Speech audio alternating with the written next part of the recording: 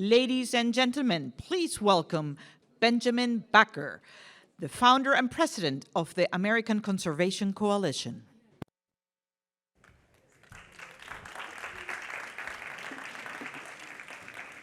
Well, good afternoon. I want to first thank Concordia for having me here this afternoon. It's amazing to be back in Miami with such an amazing organization, with such friends that I have here in the area and in the crowd today.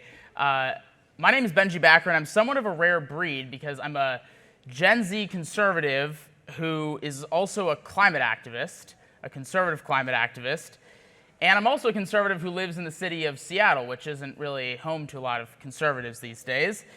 So I obviously like when things don't meet the status quo. I run the organization called the American Conservation Coalition, which is the largest youth organization dedicated to a more centrist version of fighting climate change with market-based ideals and innovation reforms. And in just 4 minutes, I want to answer a question that takes a lot more than 4 minutes to answer, which is, what does it take to be a pro-climate city? And the only reason I'm using notes is because in 4 minutes, that's a lot to tackle. In today's world of egocentric politicians and headline-driven leaders, as well as our pretty unnecessary political divide, climate solutions from cities are more important than ever and honestly might be our only chance to solve the problem. Uniquely enough, comparing my home city of Seattle, Washington, and the city here of Miami, as well as the surrounding cities here, are a helpful comparison because even though there are a lot of crunchy granola types like me in Seattle, you'd think Seattle would be at the top of the pro-climate list, and they're not. You'd be wrong. It's quite the contrary. Cities like Miami, which has a conservative-leaning mayor, and Mayor Suarez, is actually leading the country in pro-climate leadership, while my city of Seattle, which has an openly socialist city council, they're blatantly failing. So while that may not fit the cultural makeup that we think about this issue on, the facts actually back it up. So that begs the question, why is this and what can we learn from it? So let's compare the two cities for a second. Seattle has looked to ban energy sources outside of wind and solar. Miami has taken an all-the-above approach that has supported pretty much any energy source that makes economic sense but also decreases emissions. Seattle has pushed innovation and climate tech out with burdensome regulation and taxes, while Miami has welcomed dozens, if not hundreds, of new innovative companies working on solving the climate change crisis, and they've made it easy to do business here. Seattle has ignored adaptation and conservation measures. Our beautiful Puget Sound is actually in danger of being lost forever. But in Miami, leaders have prioritized restoring the Biscayne Bay, and for the first time in a long time, the Biscayne Bay is on a path to long-term health.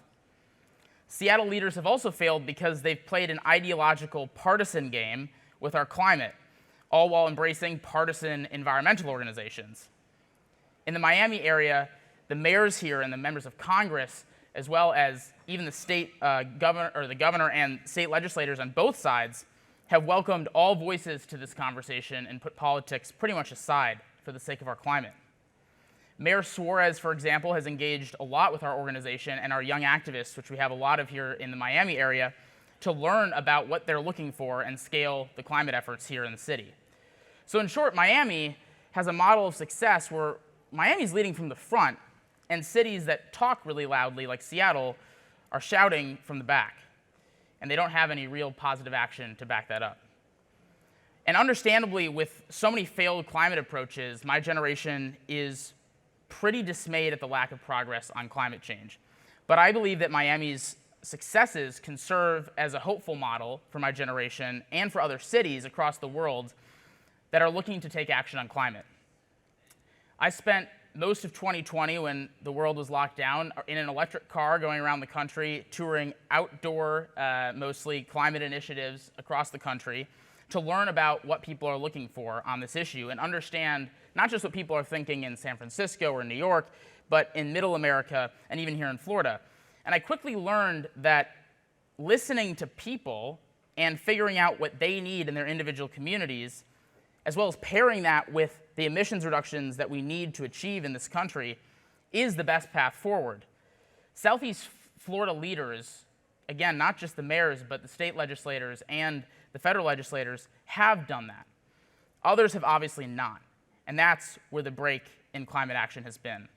So in the spirit of Miami's substantial progress on climate, my organization has launched and began unveiling an alternative approach to climate that is different than the likes of the Green New Deal, and it's called the Climate Commitment. It has 6 key pillars: innovate, streamline, compete, unlock, conserve, and protect, all of which Miami has done.